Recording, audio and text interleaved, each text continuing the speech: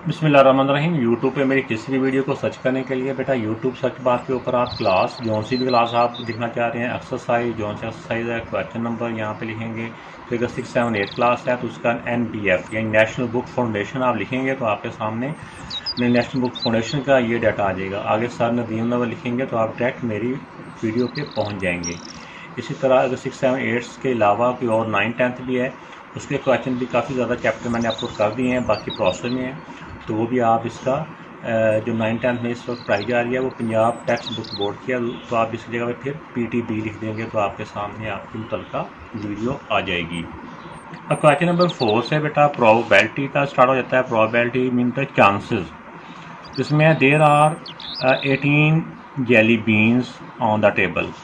ये टोटल जो है इसमें जेली बीन्स हैं वो 18 है, जिसको हम लिखते हैं ना N/S, यानी कि टोटल जो सैंपल्स जो टोटल होता है ना उसको आप वैसे तो सैंपल स्पेस है, आप चाहे यहाँ पे सम के वर्ड में यूज़ करते जाएँ तो ये टोटल कितने हैं 18 है।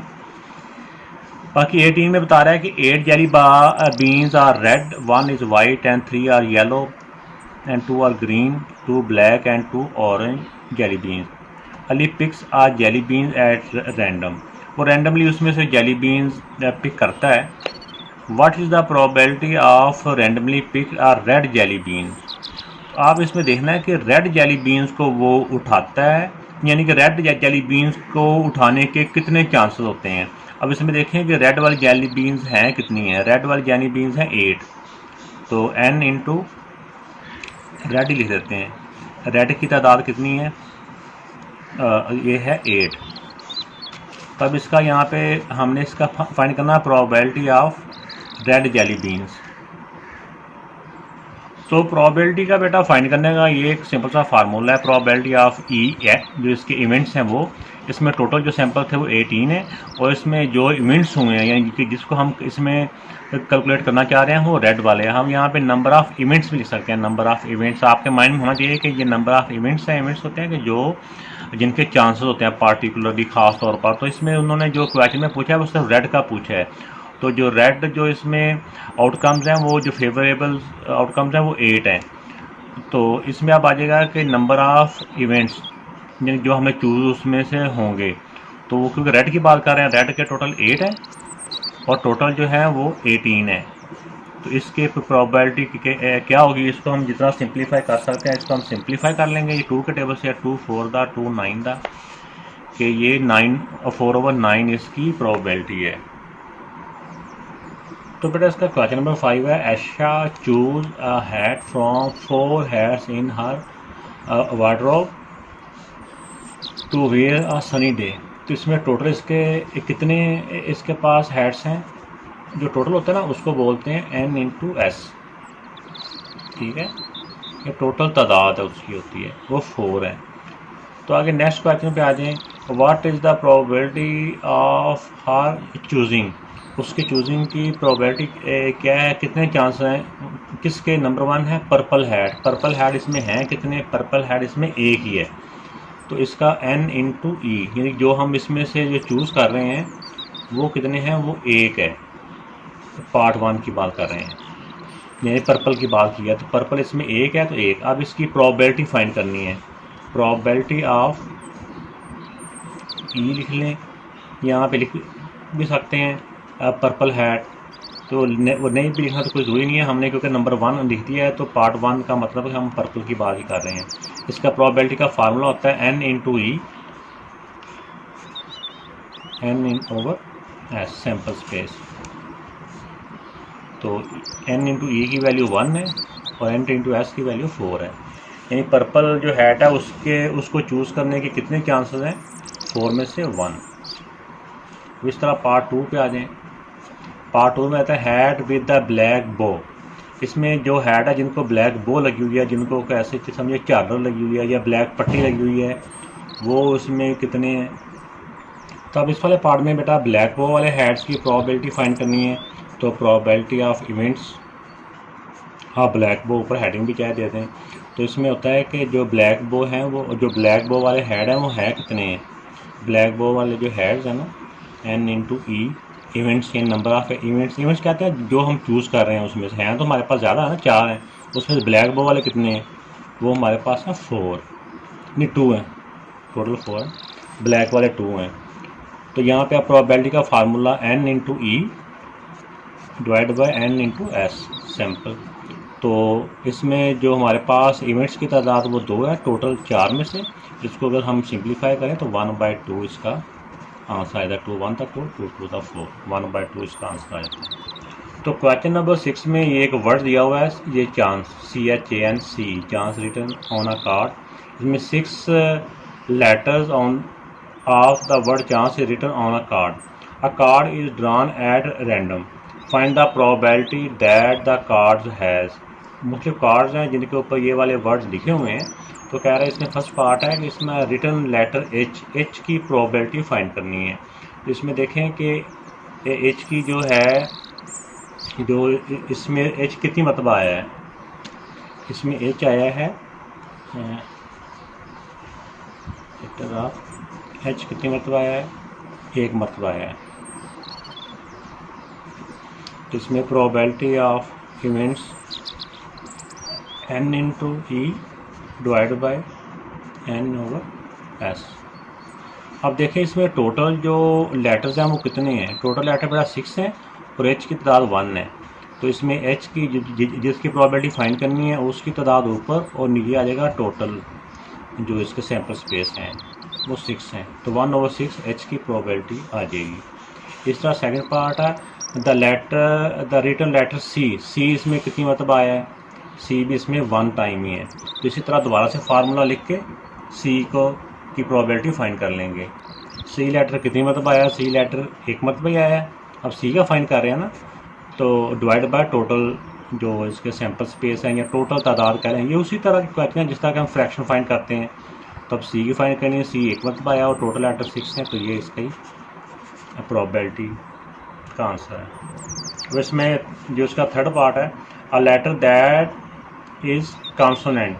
कॉन्सोनेंट वो होता है जो वावल्स नहीं होते। अब इसके अंदर देखें कि वावल्स कितने नहीं हैं, एक ई वावल्स है, एक ए वावल्स है, बाकी जो 4 है वो वावल्स नहीं है। तो अब उन 4 क्या हम प्रोबेबिलिटी फाइंड करते हैं। इसमें बेटा जो लेटर इसके जो कॉन्सोनेंट हैं वो 4 हैं। ये जो सैम्पल स्पेस होते हैं इसमें कोई नंबर जो होता है ना वो रिपीट भी हो सकता है, ये सेट नहीं है, ये सैम्पल स्पेस की ब्रैकेट्स होती हैं। इसमें सी 2 दफ़ा आया और एच भी एन भी है। तो टोटल इसमें नंबर्स ऑफ इवेंट्स 4 हैं।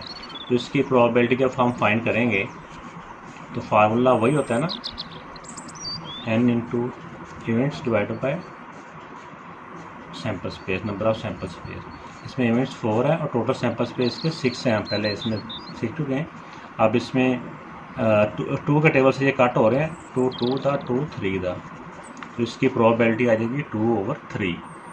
क्वेश्चन नंबर 7 है, a spinner is divided into 8 equal sector numbered. उनके ऊपर नंबर लिखे हुए हैं 1 से लेकर 8 तक। तो आगे प्रोबेबिलिटी फाइंड करनी है, किसकी फाइंड करनी है, any of the sectors. Any मतलब किसी एक, इस सेक्टर की प्रोबेबिलिटी क्या होगी। तो बेटा देखिए इसमें टोटल 8 सेक्टर हैं, तो एक सेक्टर की जो प्रोबेबिलिटी है वो 1 होगी टोटल सेक्टर में से। टोटल सेक्टर कितने हैं, 8। तो आप फर्स्ट पार्ट में तो वो पूछ रहा है ना किसी एक की, तो इसमें आप देखें जो नंबर ऑफ सैम्पल स्पेस हैं, ये टोटल जो इसमें जो एलिमेंट्स हैं वो 8 हैं। तो 8 और किसी एक का उन्होंने पूछा है कि ए की प्रोबेबिलिटी क्या होगी, तो ये 1/8 प्रोबेबिलिटी ऑफ इवेंट्स यानी कि जिसकी वो बात कर रहे हैं, एनी एक की, तो कोई एक, तो इसमें 1/8 इसका आंसर हो जाएगा। अब an even number sector, even number कौन से होंगे, 1 से लेके 8 तक इवन कौन से हो सकते हैं, 1 से लेकर 8 तक इवन होंगे 2 4 6 8। तो इसमें हो सकता है 2 है, टोटल 4 है। ये 4 कौन कौन से हैं ये हम लिख भी देते हैं यहाँ पे, ये हो जाएंगे 2 4 6 एंड 8। तो ये इवन है, तो इनकी टोटल तादाद 4 है। तो आप इनकी जब प्रोबेबिलिटी फाइंड करेंगे तो इसमें n into E divide by n into S. तो अब हम फाइंड कर रहे हैं इवन नंबर्स की, तो इवन नंबर्स की तादाद कितनी है, 4 डिवाइड बाय टोटल जो हमारे पास सैम्पल स्पेस है वो 8 है। इनको जब हम सेम टेबल से कट कर रहे हैं तो 4 1 था, 4 2 था, 1/2 इसकी प्रोबेबिलिटी हो जाएगी। तो थर्ड पार्ट में कह रहा है कि the sector whose number is greater than 5। तो 5 से ग्रेटर कौन कौन से नंबर होंगे? टोटल नंबर 1 से लेके 8 तक है ना, हमने देखा भी कार्ड के ऊपर बताया 1 से लेके 8 तक है। तो 5 से ग्रेटर हो जाएंगे 6 7 एंड 8। तो इनकी टोटल तादाद कितनी बन जाएगी? n इंटू ई जो है वो कितना हो जाएगा? 3। तो इस वाले क्वेश्चन में देखें कि आप जो हमारे पास इवेंट्स की तादाद है जो उन्होंने कंडीशन दी है उसके मुताबिक टोटल जो एलिमेंट कितने हैं? 3 है। तो 3 डिवाइड बाय टोटल जो एलिमेंट्स होते हैं नंबर ऑफ सैम्पल स्पेस वो 8 हैं। तो ये फर्दर सेम टेबल से डिवाइड नहीं हो रहा, तो ये इसकी प्रोबेबिलिटी है। ये प्रोबेबिलिटी के मतलब चांसेस ही होते हैं ना, आप 8 में से जो 5 से बड़े नंबर्स हैं वो 3 ही हैं, तो 8 में से 3 नंबर का चांसेस हैं, यानी कि ज़्यादा से ज़्यादा वो 3 दफ़ा ही वो आ सकते हैं, इससे ज़्यादा मतलब आ नहीं सकते क्योंकि वो हैं ही 3 है। तो बेटा ये जो क्वेश्चन नंबर 8 है इसमें यही है कि Ahad randomly pick a card from a pack of 52 playing card. Playing card क्या होते हैं? जो वो कार्ड जिसे बच्चे क्या बड़े भी खेलते हैं, ताश कह लें या इस तरह का। तो find the probability that is a coin of hearts. तो इसमें आमतौर पर ये होता है कि जिन बच्चों को उन कार्ड्स के बारे में पता नहीं है कि वो कार्ड के अंदर किस किस की पिक्चर होती हैं, किस तरह की होती हैं, वो बच्चे इस टाइप का क्वेश्चन नहीं कर सकते। और नॉर्मली क्या इस टाइप का क्वेश्चन आता भी नहीं है। ये सिर्फ एक अगर ऐसे करके दिया हो, उनकी तादाद दी हो तो फिर बच्चा कर सकता है। तो कॉइन ऑफ हार्ट्स ये कितने होते हैं? तो ये बेटा होते हैं टोटल 52 में से ना ओनली 1 होता है इसमें।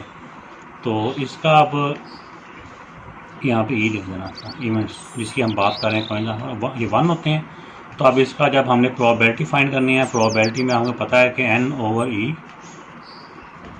डिवाइड बाय टोटल जो होता है वो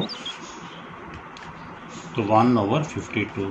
तो कॉइन्स ऑफ हार्ट्स के कितनी प्रोबेबिलिटी होती है, कितने चांस होते हैं? 1/52 इसका चांस होता है, प्रोबेबिलिटी होती है। तो इसमें सेकंड पार्ट है हार्ट वाले कितने होते हैं? वो बेटा होते हैं उनकी तादाद होती है 13। तो अब हार्ट का n इंटू इसका जो ई है या n ऑफ इवेंट्स हैं वो 13 है। तो इसकी प्रोबेबिलिटी हो जाएगी, फार्मूला वही लिख लेना आपने, फार्मूला वही बार बार रिपीट हो रहा है या बार बार हम देख के भी लिखते जाएंगे तो हमें ये याद हो जाएगा। इसमें हार्ट की तादाद 13 है और टोटल है 52। तो ये फर्दर सेम टेबल से कट हो रहे होंगे तो हमने कट कर लेने। 13 1 था, 13 4 था, 1/4 बेटा इस पर इसकी प्रोबेबिलिटी आ जाएगी। ये प्रोबेबिलिटी का साइन है। इसी तरह रेड कार्ड, तो इसका बेटा ये थर्ड पार्ट है। रेड कार्ड के जो कार्ड है कितने होते हैं? ये होते हैं 26। नंबर ऑफ इवेंट्स यानी कि जिसकी ये बात कर रहे हैं वो वाले हमारे पास कि कितनी उसकी पॉसिबिलिटी है, वो मैक्सिमम 26 है। तो इसकी जब प्रोबेबिलिटी हम फाइंड करेंगे तो इसकी प्रोबेबिलिटी में यही वाला फार्मूला प्रोबेबिलिटी का 26 डिवाइड बाय 52। तो ये 26 और 52 सेम टेबल से कट हो रहे हैं।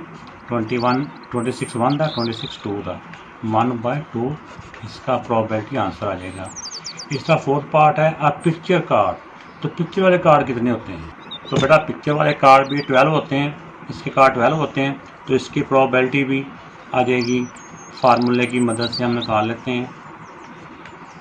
तो पिक्चर कार्ड की जो तादाद है, जो यूनिट्स की तादाद है वो 12 है और टोटल जो कार्ड हैं, जो सैम्पल स्पेस हैं, टोटल जो कार्ड हैं वो 52 हैं।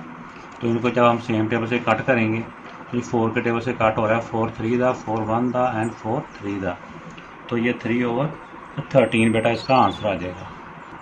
तो इसमें बेटा क्वेश्चन नंबर 9 है, इसमें दिया हुआ है number is chosen at a random from the number 1 2 3 से लेकर 20 तक है। फाइंड द प्रोबेबिलिटी फाइंड करनी है किसकी? पहला है अ मल्टीपल ऑफ 6।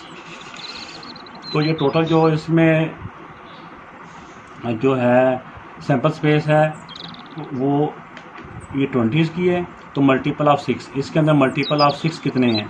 इसमें 6 के टेबल में कौन कौन से आते हैं? 6 12 एंड 18। तो इसमें n इंटू ई यानी कि 6 के जो मल्टीपल्स की तादाद कितनी है? 3 है। तो इसकी जब प्रोबेबिलिटी फाइंड करेंगे तो उस मल्टीपल ऑफ 6 की तो इसकी आ जाएगी प्रोबेबिलिटी। तो पहले ऊपर आता है जो हमने उसमें चूज़ करने हैं वो 3 है, उनकी तादाद 3 है और नीचे आता है नंबर ऑफ सैम्पल स्पेस यानी कि टोटल 20 है।